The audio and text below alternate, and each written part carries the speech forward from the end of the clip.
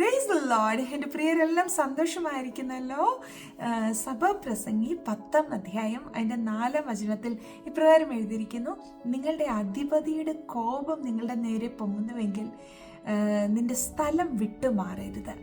അതിൻ്റെ ഇംഗ്ലീഷിൽ ഇങ്ങനെ എഴുതിയിരിക്കുന്നത്: if your boss is angry at you, do not quit. A quiet spirit can overcome even greater mistakes. എന്തൊരു അനുഗ്രഹിക്കപ്പെട്ട വചനമാണ്.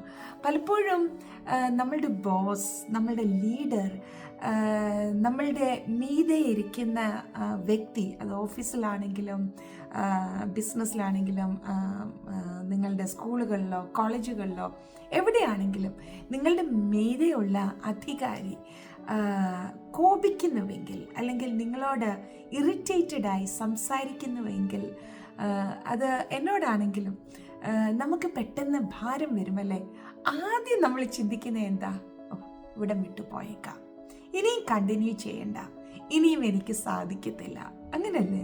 പക്ഷേ നോക്കിക്കേ, വചനം നമ്മളോട് എത്ര പേഴ്സണലായിട്ടാ നമ്മളുടെ ദൈനംദിന ജീവിതത്തിലെ കാര്യങ്ങളിൽ പോലും ഇടപെടുന്നത്. ഇവിടെ എഴുതിയിരിക്കുന്നു: if your boss is angry at you, don't quit. നിങ്ങൾ വിട്ടു പോകരുത്, അവിടെ സമാധാനമായിട്ടിരിക്കുക.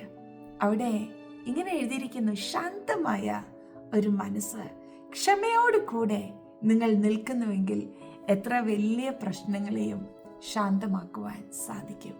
ചുരുക്കി പറഞ്ഞാൽ, ആരെങ്കിലും കോപിച്ചാൽ, പ്രത്യേകിച്ച് നിങ്ങളുടെ മേലധികാരികൾ നിങ്ങളോട് ദേഷ്യത്തോട് ഇടപെട്ടാൽ, അവർ നിങ്ങളോട് ഇറിറ്റേറ്റഡ് ആയാൽ, ഉടനെ തിരിച്ച് പ്രതികരിക്കുകയോ അല്ലെങ്കിൽ അവിടെ വിട്ടു പോയേക്കാമെന്നോ ചിന്തിക്കാതെ ഒന്ന് ശാന്തമായി നിൽക്കുക. ദൈവം അറിയാതെ ഒന്നും സംഭവിക്കത്തില്ല. നമ്മുടെ ജീവിതത്തിലെ സകല ബന്ധങ്ങൾ, അവിടുന്ന് നമുക്ക് നൽകിയിരിക്കുന്ന ഓരോ ഉത്തരവാദിത്തങ്ങൾ, ഇതെല്ലാം ദൈവത്തിൻ്റെ അറിവിലുള്ളതാണ്. അവിടുന്ന് നമ്മെക്കുറിച്ച് വിചാരിക്കുന്നു, മറ്റാരെക്കാൾ അധികം നമുക്കായി കരുതുന്നു. അങ്ങനെയാണെങ്കിൽ നമുക്ക് വിരോധമായി ഒരാൾ സംസാരിച്ചാൽ, നമ്മളോട് അപ്രകാരം ഇടപെട്ടാൽ, അതും ദൈവം അറിഞ്ഞിട്ടല്ലേ.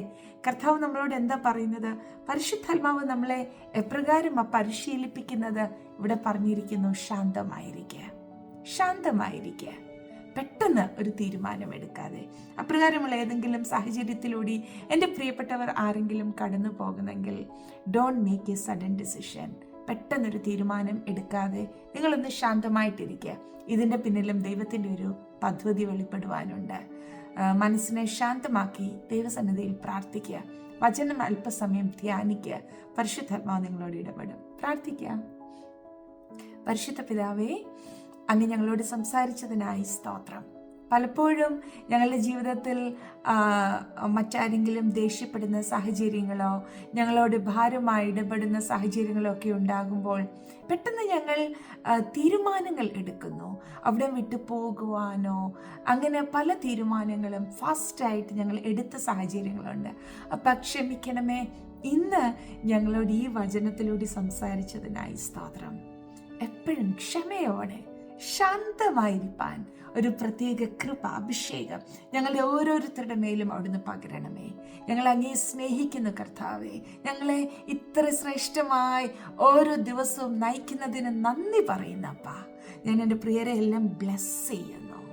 മഹത്വ അപ്പായിക്ക് യേശുവിൻ നാമത്തിൽ തന്നെ ആമേൻ. Bless you.